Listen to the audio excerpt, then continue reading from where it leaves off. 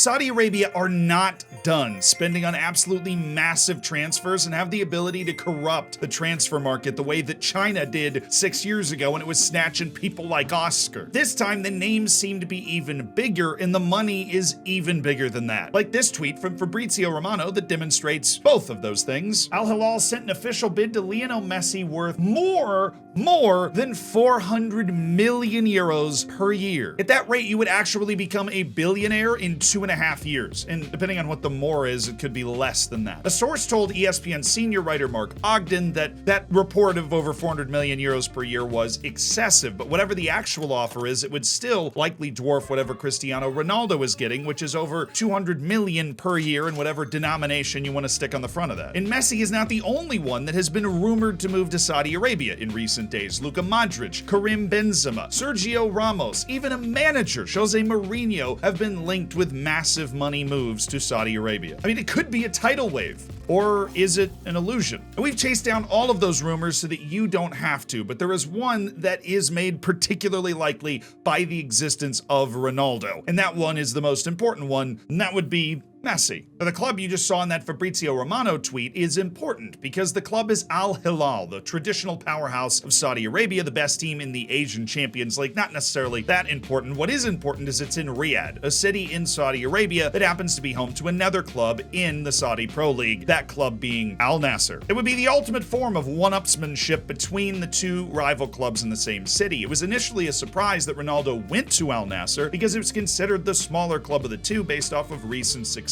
Al Hilal's response to that being signing Messi would be hilarious, and of course an inter-city rivalry with Ronaldo, the one last hurrah of the greatest rivalry on a pitch maybe ever, is a drawing factor. That alone's enough to make it not just purely about the money. PSG need to slash their budget by 30%. Messi's out of a contract at the end of the year, and so he is a natural contract casualty if they want to hang on to Neymar and Mbappe. That combined with the fact that ESPN's reporting in recent days is that Messi is going to leave. Those couple of factors combined already make it look more likely that Messi's going to move to Saudi Arabia than it did while Ronaldo was being hit on by Piers Morgan on TV for an hour. Ronaldo was in a state of explicitly saying he wasn't going to do that, only to then do it later, which makes Messi's move there look like a walk in the park already. And according to Mark Ogden, the senior writer from ESPN that we met earlier, sources confirmed that Al Hilal opened talks with Lionel Messi at the end of last year, and they were not initially particularly optimistic about everything, but that the appetite for the Saudi Pro League to continue to grow and for massive investment in the league is there, and it is ravenous. They're already hosting the Club World Cup in December. They're putting together a bid that's supposed to be done by the end of the year for the World Cup overall in 2030, and there's the small part that Barcelona, which it seems would be Lionel Messi's preferred landing spot, is still tied up in discussions around FFP and doesn't exactly know how much money it has to spend yet. Guess they're just gonna have to sit in the Spotify Camp Nou and figure it out. A Messi move would briefly make the city of Riyadh one of the centers of the footballing universe. It would just take a few bucks to do it, and it could make some of these moves increasingly more likely, starting with Jose Mourinho. Now, according to Marca, the ravenous Spanish newspaper, Mourinho was offered over £100 million to coach either the Saudi Arabia national team or two different club teams in Saudi Arabia, one of which is Al Nassr, which would provide him the opportunity to reunite with Cristiano Ronaldo. Now, according to the same report, Mourinho talked it over with his staff, and he is keen to stay in Italy. He's waiting on discussions with Roma's vice director, Ryan Friedkin, and depending on the outcome of those, he may or may not still be on the market. It is interesting he's staying in one place for so long. It's very un-Mourinho-esque. With his contract status still up in the air, it's far from a sure thing, and 120 million euros is 120 million euros.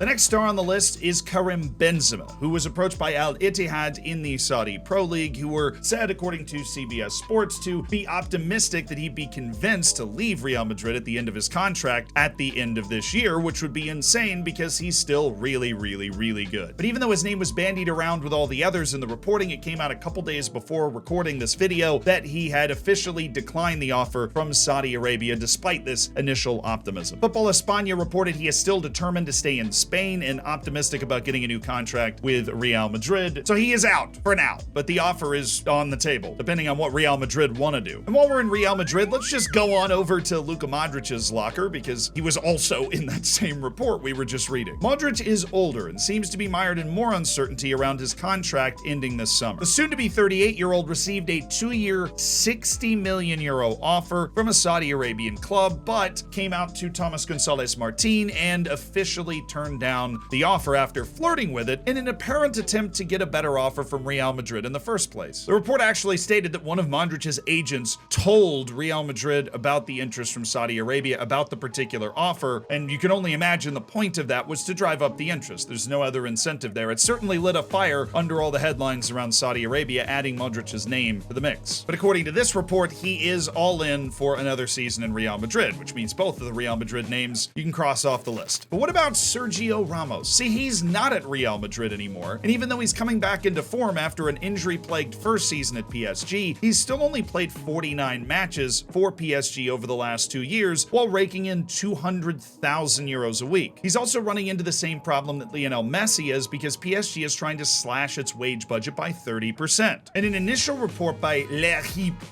sorry, I had something in my throat there. Sergio Ramos received the same offer as Luka Modric, a 2-year deal worth €60 million, which would nearly triple the wage that he's getting right now at PSG, that PSG are certainly not keen to give him again. The offer was confirmed as coming from Al Hilal, which is, of course, the intercity rival of Al Nassr, where Ronaldo is. They're desperately trying to sign someone to compete with the Ronaldo fanfare. And unlike Benzema and Modric, Ramos hasn't come out and turned down the deal. And he also seems to be a little more at sea than those two guys. He doesn't have as obvious a home for next season as his name might suggest, and as Modric and Benzema both presumably have once they hammer out the kinks in their renewals with Real Madrid. So the idea that this explosive Saudi spending is a myth and it's like China isn't true, but also not every big old personality on the end of their contract can be bought, at least not yet. It's also clear that this is different than anything we've ever seen before. Legitimate reporters with legitimate sources are reporting that the World Cup's best player, an arguable best player of all time, is a 50-50 shot to move at basically the peak of his power to a league outside of Europe. There he would be joining the most capped men's player of all time and most prolific Champions League goal scorer of all time, who still definitely has something left in the tank. That is entirely unprecedented. Even in the days where China was throwing around insane money, they could never get after the actual top guys. And of course, even that level of investment ended very poorly for the Chinese league, which is now buried in a litany of financial problems, and China has essentially given up on its project to try and win the World Cup eventually, and just trying to survive all the money they just already spent. Only time will tell whether the Saudi Pro League is going down a different path, or whether this is just that same story, but with a lot more money and star power. As always, all the sources for this video are down in the description. Check them out, and if you want to keep binging, of course,